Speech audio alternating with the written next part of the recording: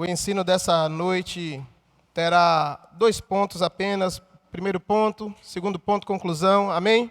Será muito rápido, poucos textos, apenas uns 4, 5 versículos, 4, 5 textos que você vai ler juntamente comigo. Agora eu preciso que você preste muita atenção, porque isso falou muito a minha vida. E eu acredito que vai abençoar a sua vida, você vai sair daqui diferente de como você entrou. Amém? Você vai sair daqui diferente de como você entrou, impactado, cheio da palavra, muito mais do que você entrou. Amém? Porque a palavra de Deus, ela estará sendo ministrada. Então, preste muita atenção a cada palavra que você ouvir nessa noite. Você pode já, enquanto eu falo, você já pode abrir a sua Bíblia no livro de Joel, capítulo 2. Você que trouxe a sua Bíblia no seu smartphone, no seu tablet, ou você que trouxe sua Bíblia física de papel, abra aí a sua Bíblia no livro de Joel, capítulo 2. O assunto que eu vou ministrar hoje, o ensino, e nós vamos bater um papo sobre, seja paciente como o lavrador. Não é o labrador, é o lavrador, o agricultor. Seja paciente como o lavrador. Amém? Você abriu Joel capítulo 2, a partir do versículo 23. Vamos ler? Todos os textos que eu lerei estarão na versão Almeida, revista e atualizada. Acredito que o pessoal vai colocar aí no telão, você pode acompanhar. Você que por acaso esqueceu a sua Bíblia, você pode acompanhar. Mas você que trouxe a sua Bíblia, por favor, nos acompanhe. Vai ser edificante para a sua vida conferir os textos que está sendo lido aqui. Amém? Então, Joel capítulo 2, versículo 23, diz assim: Alegrai-vos, pois, filhos de Sião, regozijai-vos no Senhor vosso Deus, porque Ele vos dará em justa medida. Ele vos dará em justa medida a chuva, fará descer como outrora a chuva temporã e a serôdia. As eiras se encherão de trigo, e os lagares transbordarão de vinho e óleo. Diga amém. Eu queria te dar um panorama muito rapidamente sobre o livro de Joel. Ele foi escrito cerca de 800 a 700 anos antes de Cristo. Você sabe que antes de Cristo o tempo conta de uma forma, e depois de Cristo ele conta de uma outra forma. Depois de Cristo ele conta crescente, e antes de Cristo ele conta decrescente. Então, de 800 a 700 anos antes de Cristo, esse livro de Joel ele foi escrito. Esse é um livro extremamente profético, sabe assim, aquele livro bem profetão mesmo, muito profético. Esse livro de Joel é um livro que contém muitas profecias escatológicas, ou seja, ele fala de coisas dos últimos dias que ainda iriam acontecer muito mais para frente do seu tempo.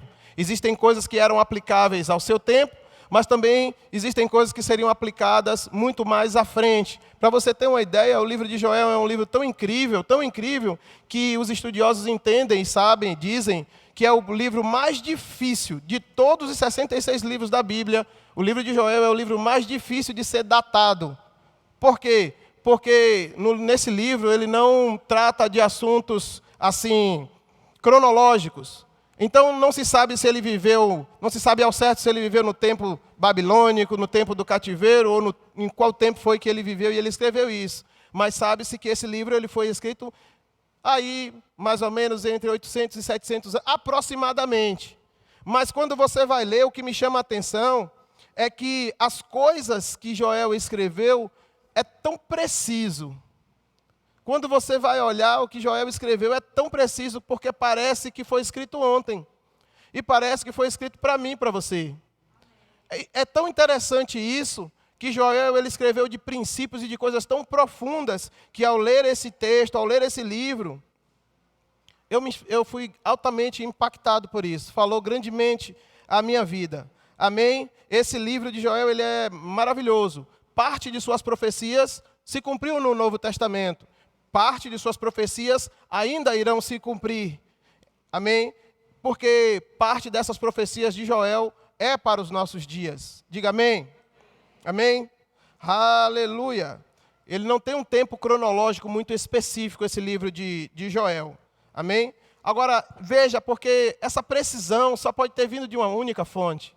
O Espírito Santo, que é fora do tempo, ele é atemporal, como diz Jailton, ele é fora de série. Amém?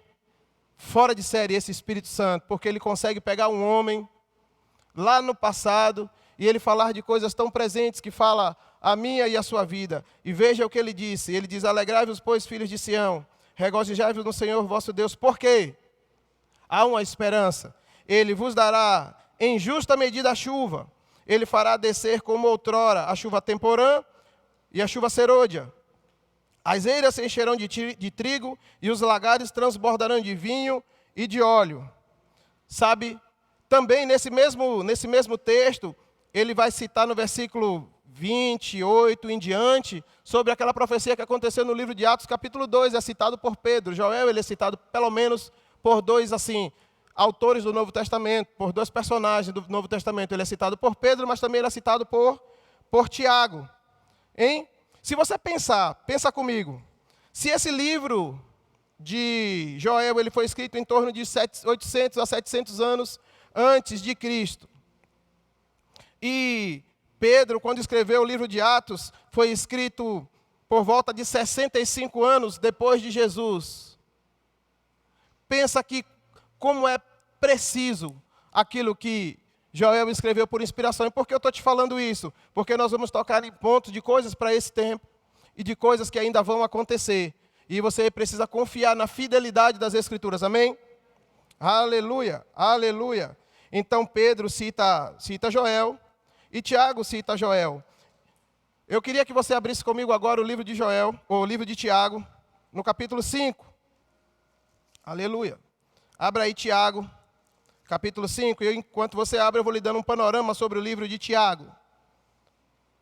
Foi escrito por volta de 50 anos depois de Cristo.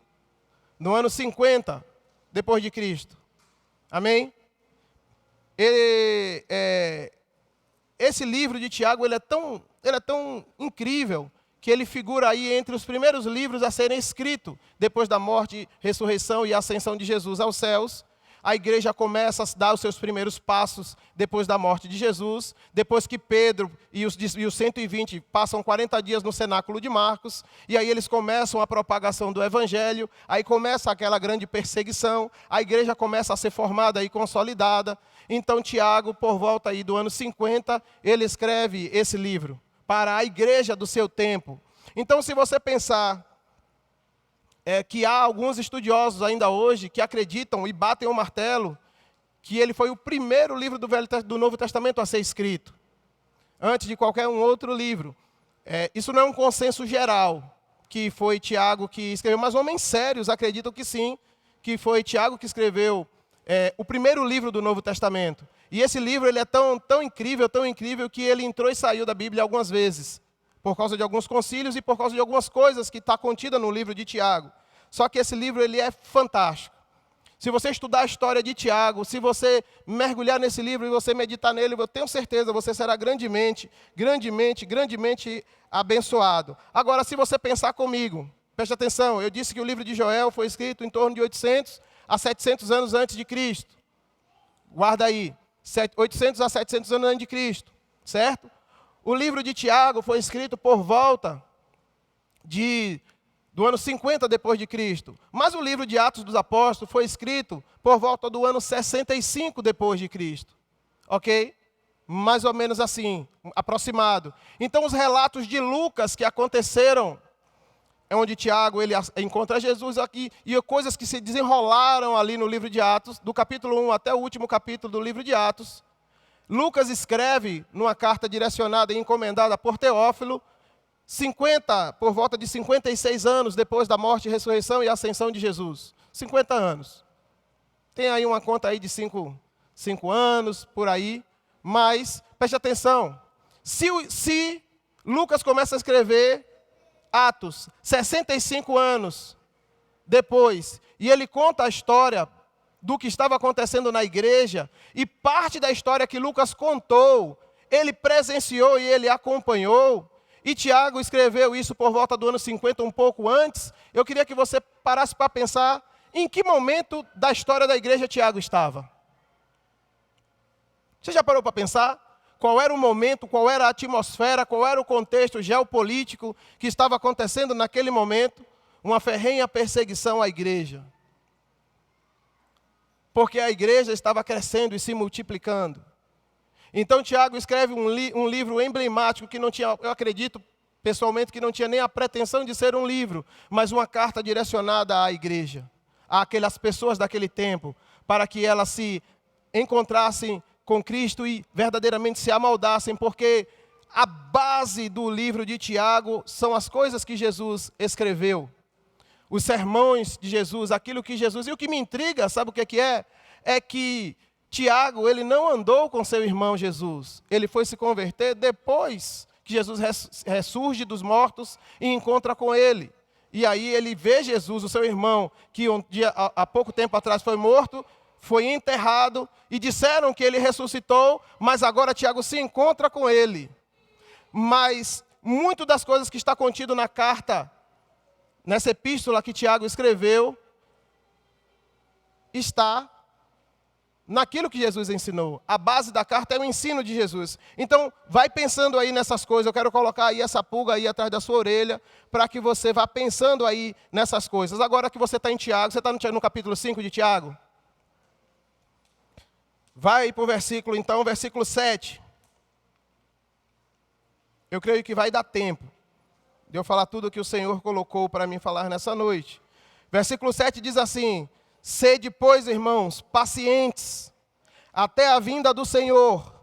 Eis que o lavrador aguarda com paciência o precioso fruto da terra, até receber as primeiras e as últimas chuvas. Sede vós também pacientes, e fortalecei o vosso coração, porque a vinda do Senhor está próxima. É ou não para o nosso tempo? Então aquilo da chuva temporã e chuva serôdia, que Joel escreveu cerca de 800 a 700 anos, não era nem para o tempo dele, não era nem para o tempo neotestamentário, mas era para os dias de hoje. Você está aqui? Aleluia, aleluia, era para esse tempo. Ele diz o seguinte: sejam pacientes como o lavrador.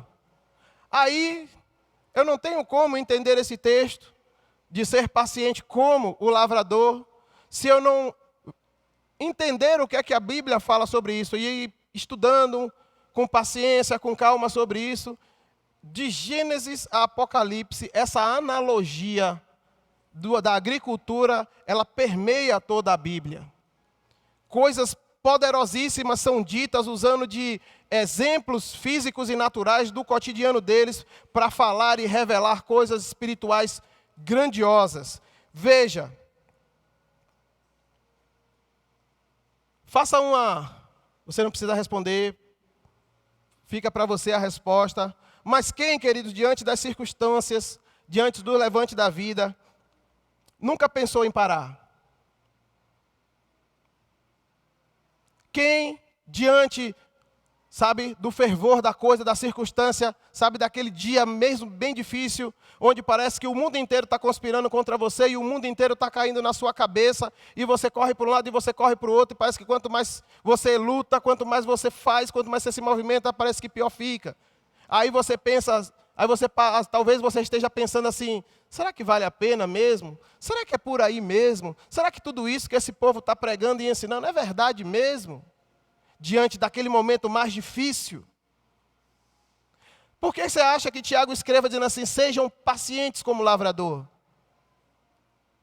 Que tempo era aquele que eles estavam vivendo de pessoas serem cerradas ao meio, de pessoas serem jogados aos leões para servir de diversão, que serem queimados vivos, serem empalados vivos? Você sabe o que é o empalamento?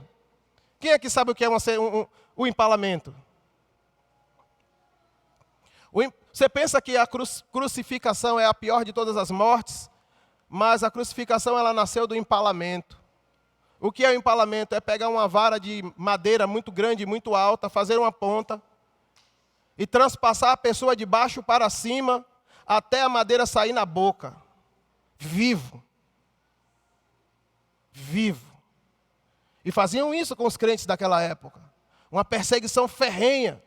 Então, como que você acha que os crentes daquela época estavam reagindo? Aí Tiago se levanta no meio de toda aquela coisa. Tiago, que era um camarada que, quando ele falava, o povo parava para ouvir o que ele falava.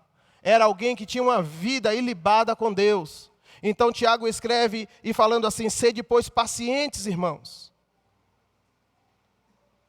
Eis que o lavrador aguarda com paciência. E você precisa parar para prestar atenção em tudo que Tiago está falando. Cada palavra que está sendo dita por Tiago, você precisa parar para prestar atenção. Porque quem de vocês, ou quem entre nós, ou quem daqueles que estão nos assistindo, nunca parou para pensar ou repensar em algum momento da sua vida cristã, talvez não hoje. Que você está na fé, você está cheio do Espírito Santo, cheio da palavra, talvez não hoje, mas quem sabe no início da sua fé, quem sabe naquele tempo que você não tinha muito conhecimento e você estava engatinhando na palavra, e aí o diabo veio com tudo para cima de você, e coisas ruins começaram a acontecer na sua vida e na sua família, e talvez você pensou assim: quando eu estava no mundo essas coisas não aconteciam, mas agora que eu me converti, agora que eu estou andando na lei de crente, agora que eu parei de fazer todas as coisas que eu andava fazendo, e agora que eu estou andando nos caminhos do Senhor, todas essas coisas acontecem. Então será que não seria melhor eu estar aonde eu estava? Quem, diante do calor das circunstâncias, diante da situação tão difícil, não pensou em chutar o pau da barraca? E que se dane o mundo, porque eu nem sou Edmundo. Quem nunca? Mas, se você olhar o conselho que Tiago nos dá, você vai ficar impactado pela palavra. Um poderoso conselho, inspirado pelo Espírito Santo. Tiago diz assim para mim e para você: observe o lavrador. Olha que coisa simples. Observe o agricultor. Você chega para uma comunidade extremamente ruralista e diz assim: observe o lavrador. Você pode abrir a sua Bíblia no livro de 1 Coríntios, capítulo 9, versículo 10.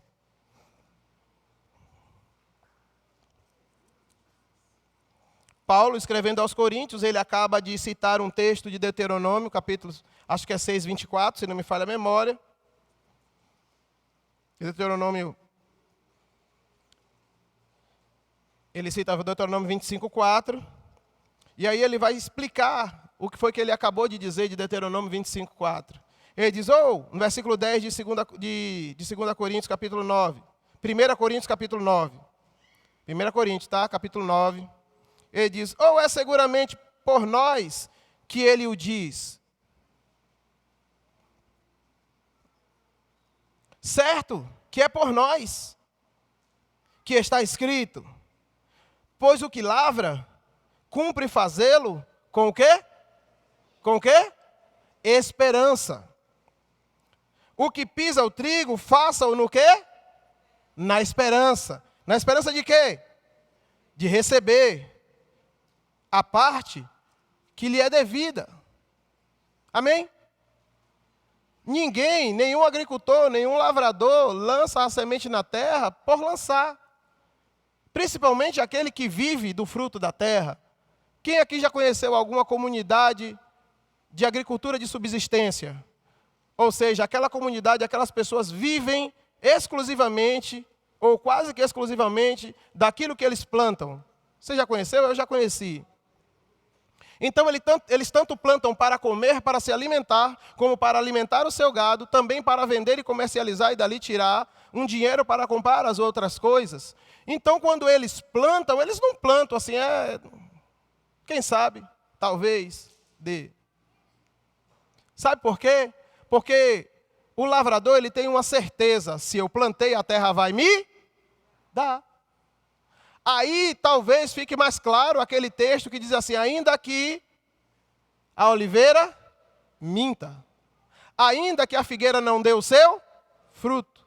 Por que o profeta usa essa expressão, ainda que a árvore minta? Porque a natureza não mente, gente. Coqueiro dá o quê? coco, mangueira da manga.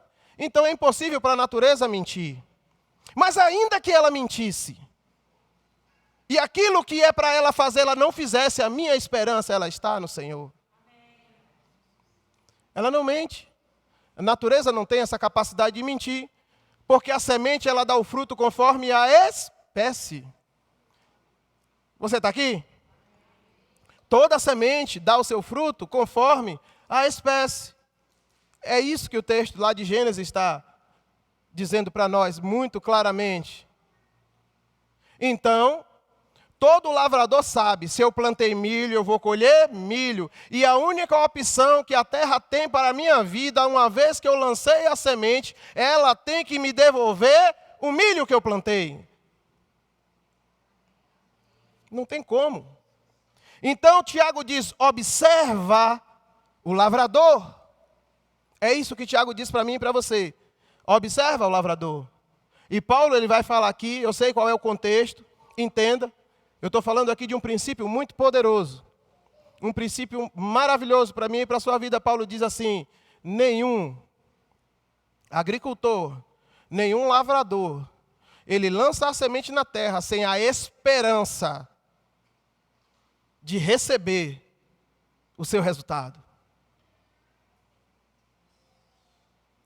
Nenhum. Amém? Nenhum. Aleluia. Aleluia. Aleluia. Então, nesse processo de lavrar a terra e de plantar a semente, existe, observando o lavrador, não foi esse conselho que Tiago nos deu? Observa o lavrador. Existe um processo. Qual é o primeiro processo? O processo de preparar a terra. Alguém aqui já teve a experiência de arrancar um toco, chegar numa roça, cavar, capinar, arrancar toco, depois arar a terra, fazer as leiras, aqui a gente chama de leira, né? Fazer as leiras, fazer as covinhas, para poder a água vir descendo e molhar toda a plantação. Aí você pega aquelas covas, depois que a terra está toda preparada, você pega o adubo e você joga na terra, pode ser adubo orgânico, feito de palha, da próprio mato que você tirou, e você faz uma compostagem, lá, e você molha durante um tempo, depois que aquilo lá virou um humus, você joga lá na terra, espalhando por toda a plantação, o lugar onde vai ser plantado. Aí o que é que você faz? Você cobre de folhas e molha por um tempo. Depois você tira aquilo e chega a estar daquele jeito, as minhocas chegam a estar. Aí você vai naquelas covas que está preparada, você faz o quê? Você lança a semente. Depois que você lança a semente, você cobre a terra, você cobre a semente com a terra. E depois agora, meu amigo, minha amiga, meu irmão, minha irmã, você perdeu de vista. Você não sabe mais o que acontece lá. Mas Tiago continua dizendo para você, observa o lavrador. Que paciente. Se você observar nesse versículo que eu li, ele repete essa palavra 3 vezes. Porque primeiro, ele prepara a terra, depois ele escolhe a melhor semente, depois ele lança a semente sobre a terra. Jesus diz em João capítulo 12, versículo 14, você não precisa abrir, que se a semente não morrer, a planta que produziu a semente, ela fica só. Toda planta, ou quase toda planta produz semente. Tudo bem que nem toda planta se reproduz por semente, mas quase toda planta produz semente. Amém? Você entendeu? E se essa semente dessa planta que foi lançada na terra, se ela não morrer, a planta que produziu a semente, ela fica só. Mas se a semente morrer, Jesus diz que aquela planta dá muito fruto. O interessante é que o assunto não é nem a semente nem a terra, é a planta. Porque Jesus está falando acerca de si mesmo. Ele está falando da sua morte e da sua ressurreição. Mas o interessante nesse contexto, estudando o que é que a Bíblia diz no Velho e no Novo Testamento sobre essa questão de semeadura, de colheita, de lavradura da terra, o que tudo aponta é que a semente lançada na terra, ela precisa morrer. Ela vai deixar de ser semente e ela vai virar uma planta. A semente já não mais existe. Agora existe um brotinho germinando, que vai crescer e vai crescer, e no tempo certo ela vai dar o seu fruto. E desse fruto vai gerar uma nova semente. Você está aqui? Aleluia, aleluia. Só que é o seguinte, querido. Segundo Jesus, a expressão que me chama a atenção é que depois que a semente morre, a planta vai dar muito fruto. Muito fruto. Muito fruto.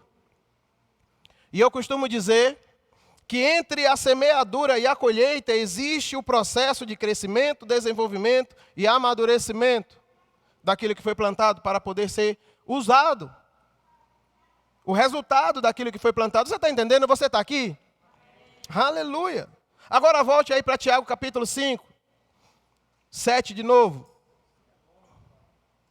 Diz que o lavrador aguarda com... Gente, vocês estão cansados? O lavrador aguarda com paciência.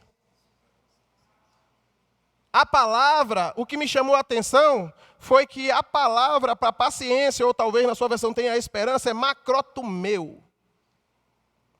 É a mesma palavra para longanimidade. Lá no fruto do Espírito de Gálatas, quando ele fala que nós já temos no nosso espírito recriado, a palavra para longanimidade é macrotumeu. Macro de grande, tumeu de ânimo. Um ânimo longo, grande.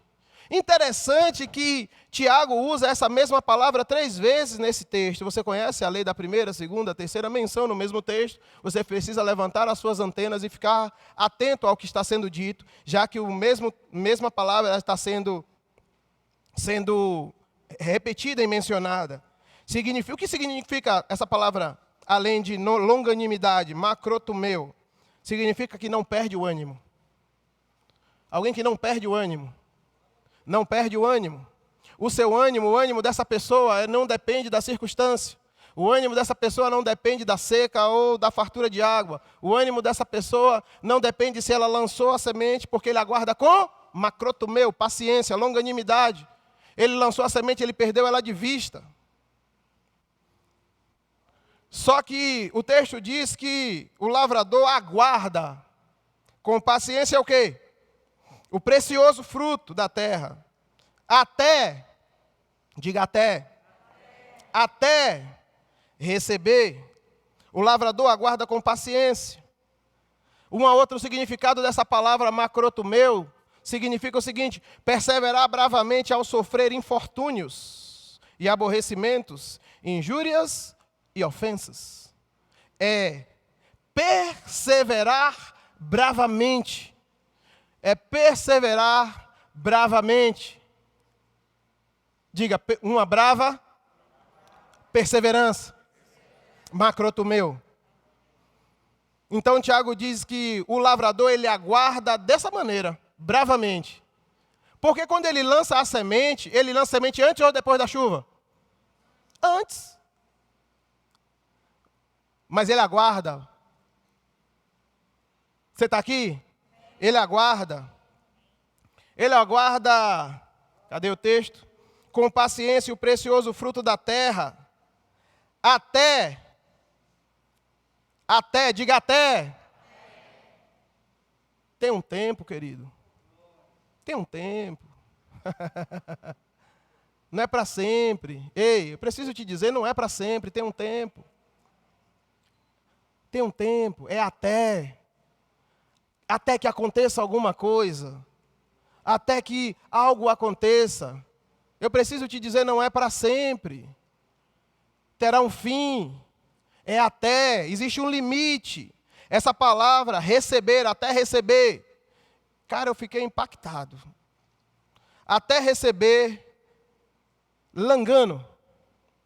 A palavra receber aqui, empregado nesse texto, nesse contexto, é langano, que significa agarrar com as mãos, ou alguma coisa ou alguma pessoa, a fim de fazer um bom uso daquilo. Mas a palavra agarrar, essa langano, é agarrar com violência, é agarrar com força.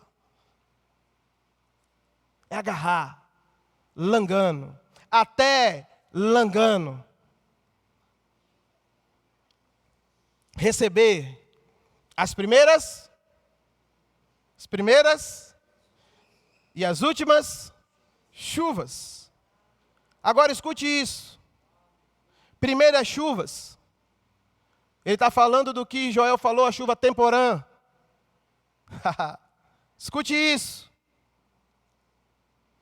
É uma chuva que cai a partir de outubro. Não, você não entendeu. É uma chuva que cai a partir de outubro. Não, você não entendeu. É uma chuva que cai a partir de outubro. Aleluia. Aleluia. Essa chuva que cai a partir de outubro, ela prepara a terra e a semente para receber o crescimento.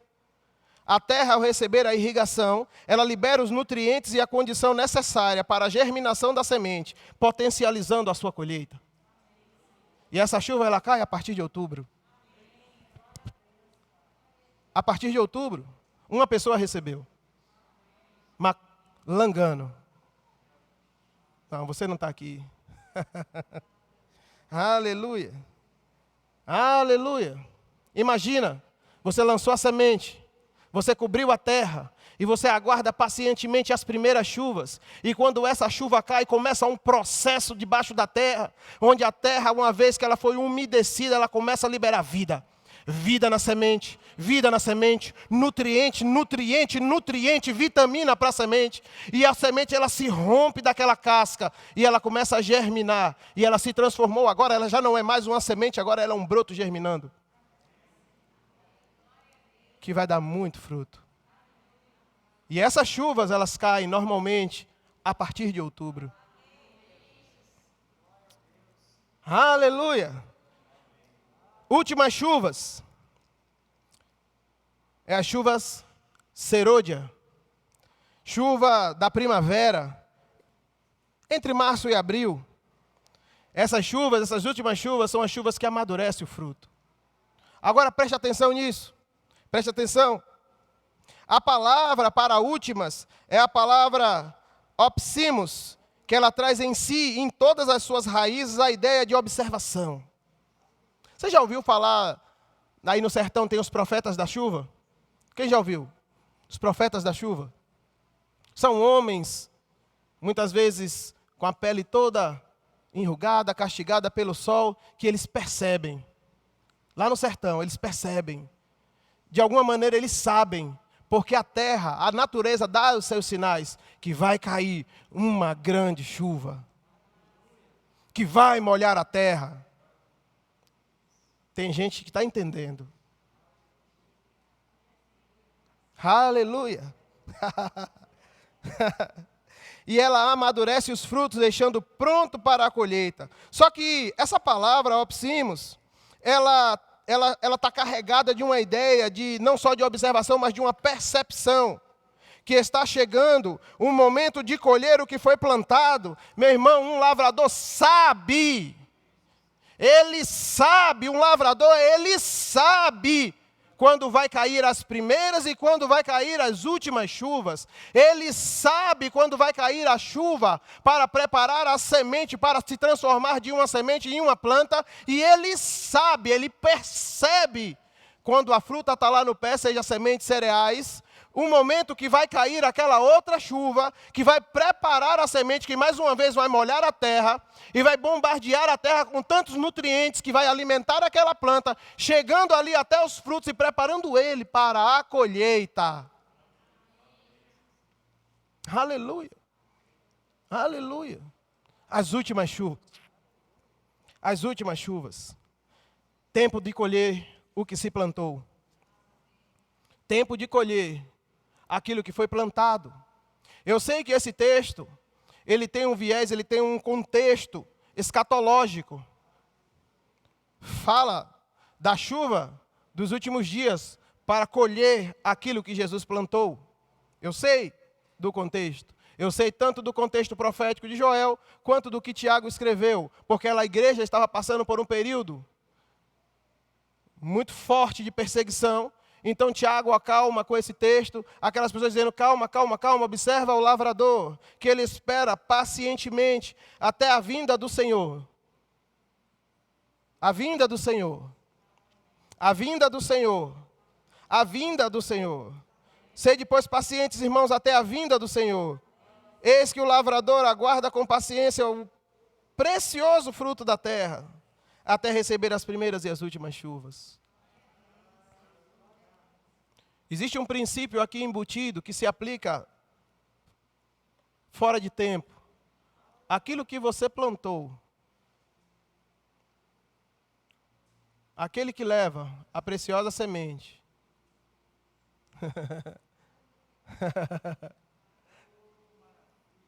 caminhando, certamente, trará consigo os resultados da sua colheita. Aleluia! Aleluia! Aleluia! Eu quero dizer, meu querido e minha querida, que o tempo da colheita na sua vida de tudo aquilo que você plantou, creia. Creia. Está chegando. Está chegando. Pelo que você está orando, pelo que você está perseverando, porque ninguém persevera. Tanta palavra paciência, esperança e perseverança, tem uma ligação muito íntima com a palavra confiança. Eu só espero aquele porque eu sei que vai vir. Eu tenho confiança, eu sei por A mais B que vai vir. Então eu espero. Então eu deposito nele a minha esperança.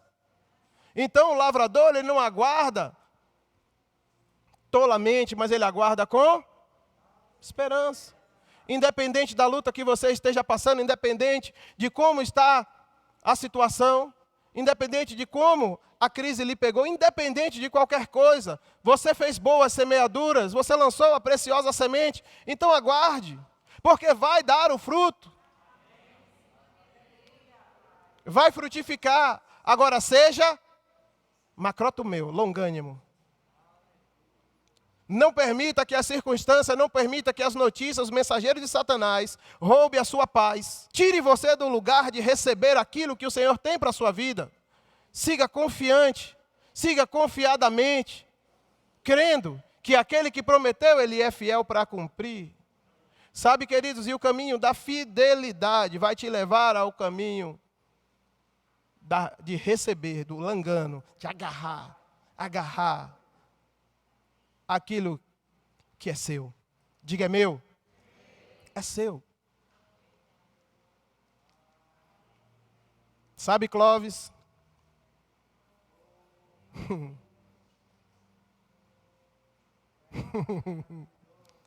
Rodrigo?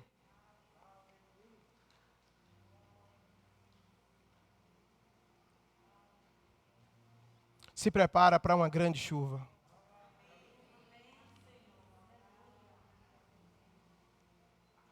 Sabe, Mateus? Vocês podem ficar em pé? Por favor. Sim. 3 varões de gerações diferentes, de idades diferentes, de tempos diferentes, experiências de vida diferentes, realidades de vidas diferentes. Mas o Senhor diz para vocês 3 a mesma coisa. A fidelidade ao Senhor, a tua fidelidade ao Senhor vai te levar ao lugar de receber aquilo que foi plantado. A longanimidade e a perseverança que vocês empregarem ao servir ao Senhor, a inteireza de coração que vocês apresentarem ao servir ao Senhor, vai habilitar vocês ao momento do rompimento da semente e de uma colheita abundante e poderosa. O que não pode acontecer, o que vocês não podem permitir é que o diabo ele turve as águas, ele bagunce a mente e o coração de vocês, fazendo com que vocês se entristeçam e percam a longanimidade que já está aí, dentro de vocês. Não é uma coisa que vocês precisam pedir a Deus, porque já está aí a habilidade de ser paciente como lavrador e esperar pacientemente até a colheita daquilo que você plantou, daquilo que você plantou, daquilo que você plantou. Poderoso. Pode sentar. Glória a Deus. Glória a Deus. Glória a Deus. Você pode pôr a mão no seu coração, curvar a sua cabeça.